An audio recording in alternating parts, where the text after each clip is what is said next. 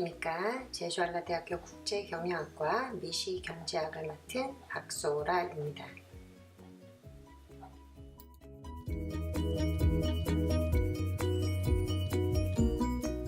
이번 강의는 외부 효과에 대해서 이야기해 볼 텐데요. 첫 번째로 외부 효과에 대한 정의를 내릴 것이고, 외부 효과에서 시장 실패는 왜 일어나는지, 그리고 긍정적 외부 효과와 부정적 외부 효과에 대해서 자세히 알아보고요. 부정적 외부 효과의 예시를 보고 긍정적 외부 효과를 예시를 볼 것입니다. 그리고 마지막으로 외부 효과에 대한 방안에 대해서 짧게 논의해 보도록 하는 시간이 되겠습니다.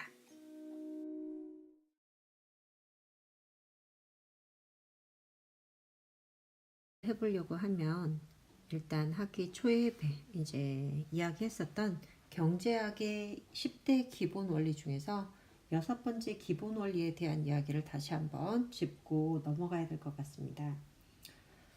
경제학의 6번째 기본 원리에서는 일반적으로 시장이 경제활동을 조직하는 데 좋은 수단이다 라고 이야기를 했었어요. 아담 스미스가 뭐라고 얘기했었냐면, 보이지 않는 손은 가격을 사용해서 경제활동을 조정한다고 했습니다.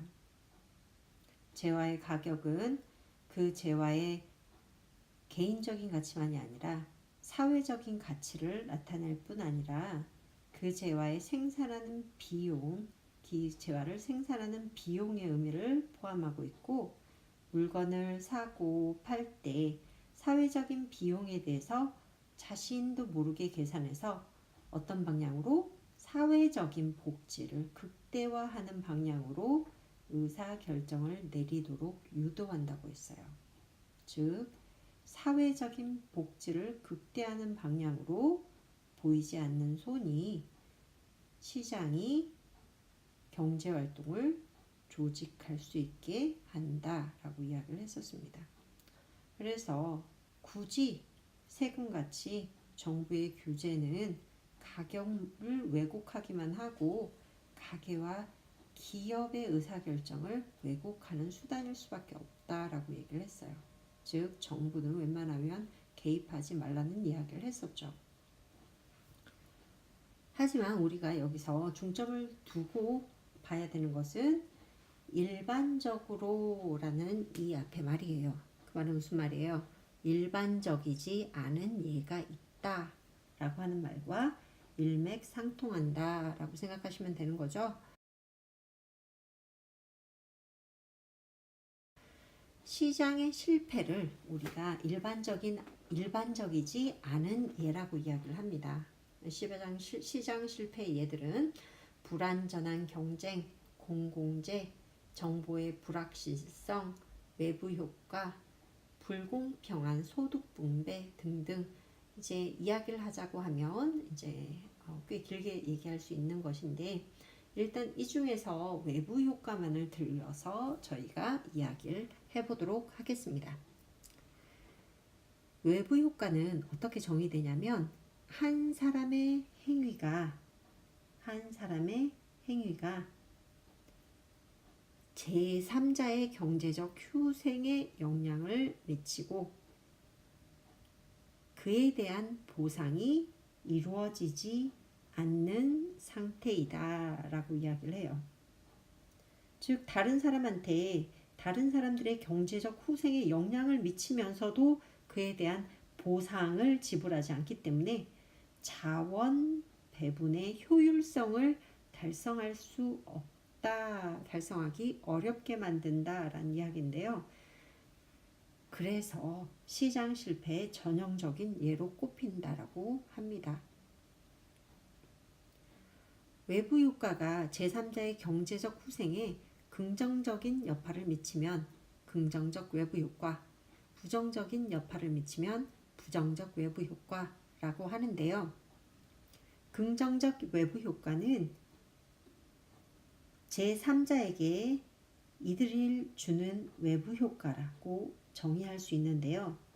그렇게 다른 경제 주체에게 이득을 주었음에도 불구하고 그 대가가 지급되지 않기 때문에 시장에서의 생산활동이나 소비활동은 사회적, 체적 균형량에 비해 적다라고 생각할 수 있습니다. 부정적 외부 효과의 경우에는요, 제3자의 경제적 후생을 낮추는 외부 효과인데요. 한 경제 주체의 행동이 다른 경제 주체에 손해를 끼쳤음에도 불구하고 그 보상이 지불되지 않기 때문에 시장에서의 생산활동, 소비활동은 사회적 균형량에 비해 더 많다라고 이야기할 수 있습니다. 조금 더 자세하게 보면요, 부정적 외부 효과의 가장 좋은 예는 산업 폐기물이라고 생각할 수 있습니다. 예를 들어 물건 생산을 할 때 이제 폐수나 공기 대기 오염이나 토양의 오염이 굉장히 많이 일어나는데요. 이런 것에 대해서 제대로 손해에 대한 대가를 지불하는 기업은 많지 않은 거 여러분들 알고 계시죠? 이러한 외부 효과로, 부정적인 외부 효과로 인해서 실제적으로 우리 자손들이 대대손손 사용해야 될 이 아름다운 땅, 그리고 공기, 물들이 다 오염이 되는데요. 이것에 대한 가치는 정말 어마어마할 것입니다. 하지만 실제적으로 기업들이 환경오염의 대가로 치르는 금액은 굉장히 미미하다고 할 수 있어요. 그죠? 이런 부정적인 외부 효과가 어떻게 시장의 비효율성을 보여줄 수 있는지를 알루미늄 시장을 예로 들어서 한번 살펴보도록 하겠습니다. X축은 알루미늄의 수량, Y축은 알루미늄의 가격을 보여주고 있고요. 공급 곡선은 우상향하는 곡선이죠. 만약에 공급 곡선이 보이지 않는 손에서 경제활동을 잘 조직하기 위해서 사회적 비용과 사회적 복지를 감안한 재화의 가격이 매겨져서 사회적 비용을 잘 보여주고 있다면 생산자의 사적 비용만이 아니라 제3자의 비용까지도 포함을 해야 하죠. 하지만 우리가 지금까지 배운 거는 공급 곡선은 생산자의 사적인 비용만을 이야기를 해왔고요. 수요 곡선 같은 경우에는 역시 사회적인 가치를 보여주기보다는 사적인 가치만을 보여주고 있죠. 그래서 균형점이 형성이 되는데요. 이 균형에서 알루미늄 수량이 결정이 되는 거죠. 그리고 알루미늄의 가격이 결정이 되고요. 그래서 여기를 균형량이라고 우리가 대충 이야기를 하면 부정적인 외부 효과가 없을 때는 환경오염도 없고 다른 부정적인 외부 효과가 전혀 없을 때는 공급 곡선은 사회적 비용과 일치를 하고 사회적 비용은 사적 비용과 일치한다고 볼 수 있어요. 그렇죠? 왜냐하면 부정적인 영향을 받은 제3자의 비용이 발생하지 않기 때문이죠. 하지만 알루미늄을 생산하는 데 부정적인 환경오염 같은 외부 효과가 발생을 한다면요. 사회적 비용은 사적인 비용과 똑같을 수가 없습니다. 왜냐하면 사회적 비용은 사적 비용 더하기 부정적 영향을 받은 제3자의 비용을 포함해야 되는 거거든요. 그죠? 그래서 이렇게 사회적 비용이 공급 곡선과 다른 게 아니라 사회적 비용이 사적 비용과 다르다는 얘기죠. 사적 비용이 보여주는 균형량과 사회적 비용이 보여주는 최적량이 다르게 됩니다. 자, 이 그림을 보면 공급 곡선과 사회적 비용 곡선이 다르게 그려졌죠. 하나는 빨간색, 하나는 파란색인데요. 사회적 비용이 더 크기 때문에 이쪽에 그려졌고요. 최적 생산량이 따라서 시장 균형 생산량보다 적게 됩니다. 이거는 무슨 말이에요? 사회적 비용을 충분히 감안했다면 실제적으로 더 적은 양에서 생산돼서 소비가 돼야 된다라고 하는 얘기인 거죠. 따라서 시장 실패가 일어났다라고 이야기를 할 수 있어요. 사회적 최적점보다 더 많은 물건이 시장에서 실제로 거래되면서 사회의 실제 비용을 시장이 반영하지 못했기 때문이에요.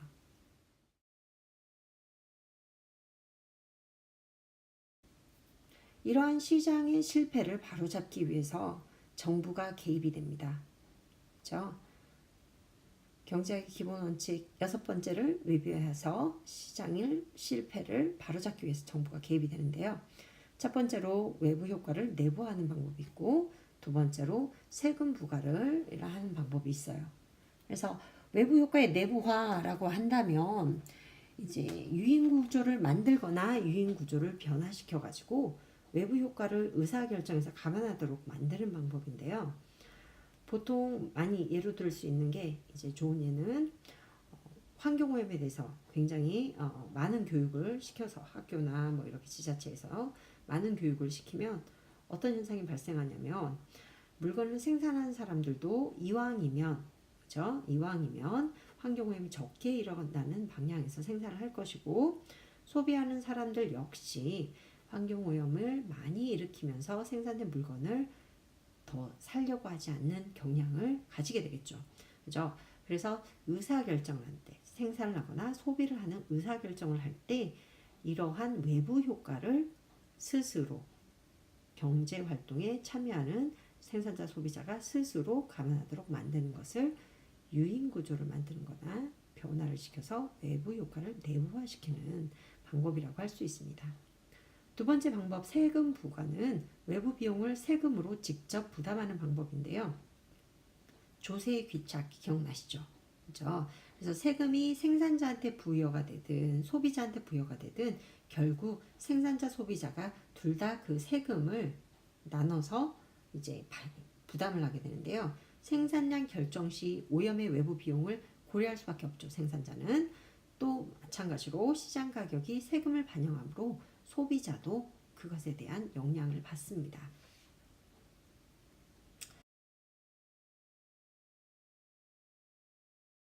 그러면 긍정적인 외부 효과에 대해서 한번 보도록 하겠습니다. 긍정적인 외부 효과의 좋은 예로는 교육을 들 수 있는데요. 교육은 보통 보다 나은 정부, 낮은 범죄율, 생산성의 향상과 임금의 증가를 나타낸다고 여러 연구 결과는 보여주고 있습니다. 즉 여러분들이 대학 올 때 결정은 뭐야? 사회를 좀 더 이롭게 만들겠다.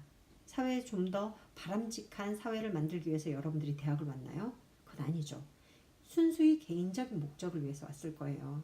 여러분들이 부모님을 기쁘게 해주거나 아니면 본인 자체도 대학생을 한번 즐겨보고 싶거나 이런 사적인 가치 때문에 대학을 왔지만 실제적으로 여러분들의 사적인 가치 이상의 사회적인 가치가 생성이 되죠. 그죠? 자, 보다 나은 정부, 낮은 범죄율, 생산성, 임금 증가는 여러분만이 누리는 게 아니라 대학을 가지 않은 사람들 아니면 갈 수 없는 사람들조차 다 같이 누릴 수 있는 거죠. 즉 사회적인 가치가 훨씬 더 크게 되겠죠. 그렇다면 이런 긍정적 외부 효과의 좋은 예인 교육이 어떻게 사회의 최적을 반영하지 못했는지 그거에 대해서 한번 이제 보면요. 이 교육 시장에서 교육의 수량은 X축 그리고 교육의 가격은 Y축에 나타났어요. 공급 곡선을 보여주는데 역시 사적인 비용만을 고려를 하죠. 그리고 수요 곡선 역시 사회적인 가치가 아닌 사적 가치만을 보여줘요. 그래서 공급과 수요의 균형점에서 소비가 일어나고 이제 판매가 일어나는 거죠. 그죠? 이게 판매량이고 소비량인 거예요. 균형점이.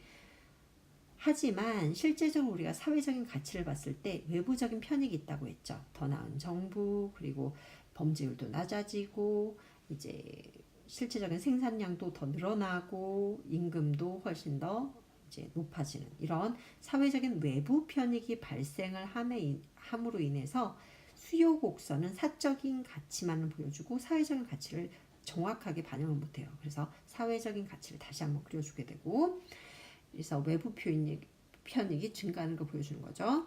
그래서 실제적으로 사회가 최적 양으로 거래돼야 된다고 생각하는 양보다 교육시장에서는 더 적은 양에서 균형이 형성돼서 그 정도만 팔리고 사게 됩니다. 그래서 최적 생산량은 시장 균형량보다 더 큰 거죠. 교육시장에서 시장 실패를 바로잡기 위해서 정부는 어떤 식의 정책을 펼 수 있냐면, 첫 번째, 외부 효과의 내부화를 하는 방법으로, 두 번째는 보조금을 주는 방식으로 시장 실패를 바로잡을 수 있어요. 즉, 교육이 필요성에 대한 이렇게 광고나 이런 것들을 많이 한다면 어떻게 되겠어요? 대학을 가려고 생각하지 않았던 사람들은 내가 대학을 한번 가볼까? 라는 호기심이 들 수도 있고요. 실제적으로 이렇게 뭐 자선가들을 이렇게 돈이 이렇게 이제 다른 사람들을 위해서 이제 어떻게 투자를 하고 싶은 사람들은 어떻게 생각하겠어요? 아, 교육이 이렇게 좋은 건데 내가 조금 투자를 해서 다른 사람들을 더 교육할 수 있도록 만들어 줄까? 아니면 이제 교육을 제공하는 사람들도 이렇게 좋은 교육을 어떻게 하면 이제 소비자들이 더 많이 소비할 수 있도록 내가 도와줄 수 있을까라는 방법으로 의사결정을 하겠죠. 또 보조금의 형태로 정부가 그러한 이렇게 수량을 늘리는 방법, 이제 거래량을 늘리는 방법을 고안할 수 있습니다. 즉, 대학에 갈 경제적인 수준이 안 되는 친구들을 위해서 어떻게 해요? 정부에서 많은 장학금 개념으로 돈을 보조해 주죠. 이런 경우에는 실제적으로 교육을 받기 위해서 지불해야 되는 금액이 적기 때문에 이제 기존에 돈이 없었던 사람들도 교육을 시도할 수 있는 좋은 계기가 됩니다. 즉, 실제적 거래량을 늘릴 수 있는 균형점이 최적점으로 다가갈 수 있게 만드는 역할을 할 수 있죠.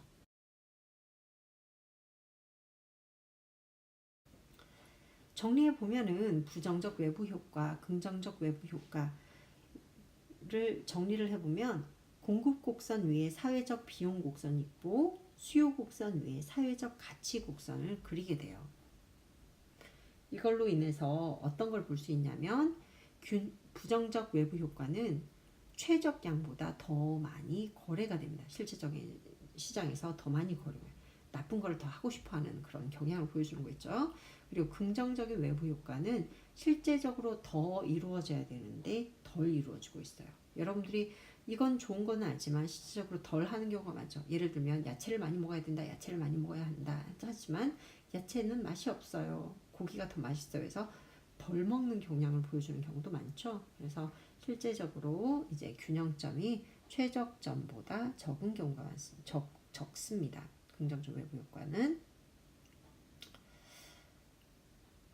그래서 부정적 외부 효과를 계산하기 위해서 정부는 세금 부과의 방법을 택해서 계산하려고 노력을 하고요. 그리고 긍정적인 외부 효과를 계산하기 위해서, 그렇죠? 정부는 보조금의 형태로 인해서 이제 그 균형량이 최종량에 근접할 수 있도록 도와주려고 합니다.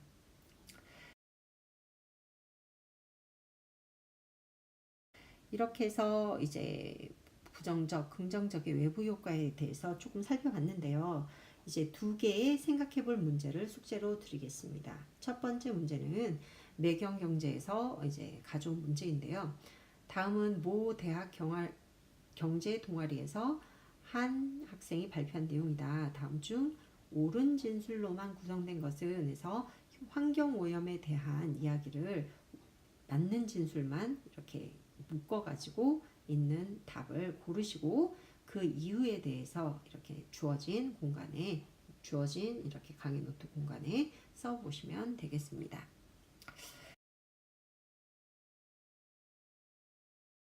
두 번째 생각해 볼 문제는 동영상을 보고 여러분들이 한번 생각을 정리해 볼 문제예요.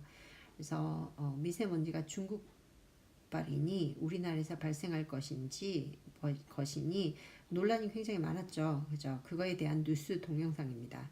그래서 외부 효과의 정의를 들어서 미세먼지가 우리나라가 제3자가 되는 부정적인 외부 효과인지, 아니면 우리나라의 산업화에 대한 나라 전체의 생산자로서의 비용인지에 대한 여러분들의 의견을 한번 이야기해보는 시간이 됐으면 좋겠습니다. 또 미세먼지에 대한 정책은 어떻게 마련될 수 있는지 이 얘기도 같이 끼워서 300장 정도로 이제 정리를 해가지고 이제 숙제로 제출을 하시면 되겠습니다.